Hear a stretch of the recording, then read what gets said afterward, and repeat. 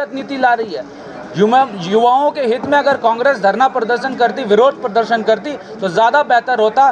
कांग्रेस विरोध प्रदर्शन उसके लिए कर रही है जिससे उसको पॉलिटिकल फ़ायदा मिले, लेकिन भारतीय जनता पार्टी हो या युवा हो यहाँ के, वो ये प्रदर्शन कर रहे हैं कि युवाओं को इसका हक कैसे मिले, उसकी लड़ाई हम लोग लड़ रहे हैं। और यही लड़ाई अगर कांग्रेस भी लड़ती तो मुझे लगता है जेएमएम अच्छा पॉलिसी बनाती, लेकिन अफसोस की बात है कि कांग्रेस सिर्फ और सिर्फ राजनीति कर रही है।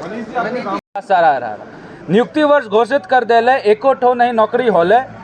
नियुक्ति वर्ष घोषित कर देले, एको ठो नहीं नौकरी होले। बत्ता मिलाना भीख, यहाँ पर बत्ता मिलाना भीख, पुलिसिया दे लाठी से पीट। क्योंकि ये सरकार का जो है ये चरित्र है। और हेमंत सोरेन जी इतनी बेशर्मी के साथ सरकार जो है युवाओं के मुद्दे से भटकाना चाहती है विपक्ष को, युवाओं को, जो कभी कहीं ना कहीं खेदपूर्ण है। तो हेमंत सोरेन जी का भी जवाब आया होली के दिन। हेमंत सोरेन जी ने कहा, बकरी बेचो, सुअर बेचो और बेचो तरकारी, 60-40 कर किया बेगारी, 60-40 कर किया बेकारी, नहीं मिल तो सरकारी नौकरी, नहीं मिल तो सरकारी। ये हेमंत सोरेन जी का निश्चय है यहाँ के युवा के लिए, कोई कीमत पे हम लोग सरकारी नौकरी नहीं देंगे। और ये जो ये जो पोएम है, कविता है, मैंने इसलिए कहा क्योंकि सरकार का अगर आप स्टेटमेंट शुरू से ही देखेंगे तो सरकार का स्टेटमेंट कहीं ना कहीं नेगेटिव रहा है। सरकार कभी बोलती है कि हम लोग 5 लाख सरकारी नौकरी दे देंगे, बेरोजगारी भत्ता दे देंगे, बीजेपी को भगाओ, यहाँ पर तो हम पोल प्रॉमिस में ये कर देंगे वो कर देंगे, लेकिन जब क्रियान्वयन की बात आती है तो सरकार कहीं ना कहीं लाचार दिखती है। इसलिए मुझे ऐसा लगता है कि सरकार बोलती कुछ और है, करती कुछ और है, जिसका आज परिणाम है कि युवा ठगे से महसूस कर रहे हैं, युवा सड़क पर है। और ये 60-40 नहीं चलतो, इसलिए नहीं चलतो क्योंकि जो 100 में 60 हमारा है, 100 में 60 हमारा है और 40 ही खतियानी नारा है।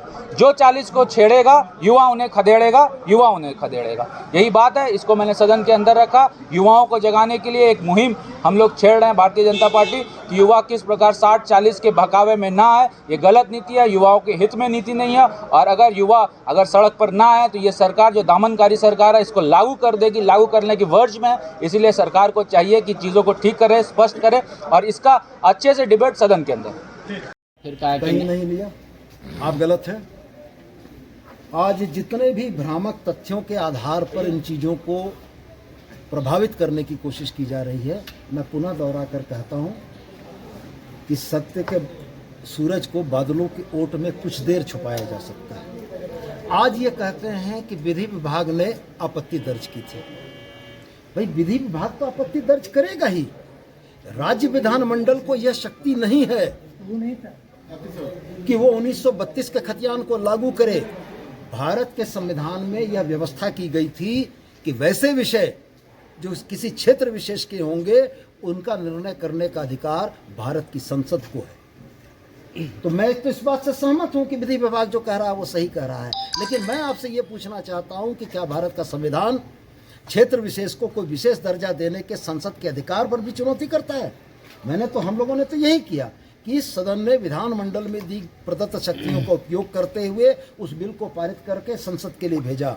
ऑनरेबल गवर्नर ने उसमें कुछ त्रुटियों का जिक्र किया है, उन त्रुटियों का निराकरण करके हम पुनः बिल भेजेंगे। तो आप कह रहे हैं कि हम मजबूरी में भात खा रहे, बिरयानी खाने का ही शौक है, लेकिन आपको नहीं लग रहा लीगली राइट के चक्कर में आप लोग पॉलिटिकली रॉन्ग होगा? नहीं, लीगली राइट और पॉलिटिकली रॉन्ग के मसले नहीं हैं। मैंने अपने भाषण में बहुत सारी चीज़ों को आप स्पष्ट कर दी हैं, लेकिन आप फिर उसको दोहरा रहे हैं। बेसिल जो भारत सरकार की एक संस्था है, बेसिल के माध्यम से 7,33,921 बच्चों का हमारे पास जो डेटा था, जो जेएसएससी में जिन लोगों ने फॉर्म भरा था, वह डेटा हम लोगों ने बेसिल को उपलब्ध कराया और बेसिल ने बाकायदा उन बच्चों से सर्वेक्षण किया।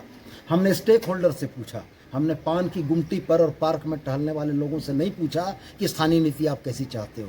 जिन बच्चों ने फॉर्म भरे थे उन बच्चों की भावनाओं को हम लोगों ने समझना चाहा और 73% बच्चों ने नियुक्ति की मांग की और हम बहुमत के साथ जाना उचित समझे। तो अभी कैसे ये बच्चों का आ रहा है 60-40 नहीं चलता? जो ट्विटर स्टॉर्म दुरुपल्ली ट्रोल के माध्यम से इन लोगों ने क्रिएट किया है, जब आप गूगल एनालिटिका में जाइएगा, अगर आप चाहिएगा तो मैं डाटा आपको भेज दूंगा, 4 लाख ट्वीट की बात आ रही है। ओरिजिनली 4% उसमें ट्वीट्स हैं और 96% उसमें रिट्वीट हैं।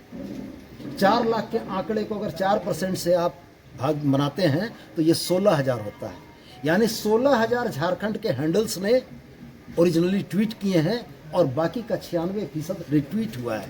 और ये रिट्वीट किससे हुआ है? ये बॉट से रिट्वीट हुआ है। ये बॉट्स कौन हैं? ये बॉट्स जयपुर में, दिल्ली में, मद्रास में, चेन्नई में, बम्बई में, देश के विभिन्न जगहों पर बैठे हुए वो लोग हैं जो इसको रिट्वीट करके इसको ट्विटर ट्रेंड में ला रहे थे।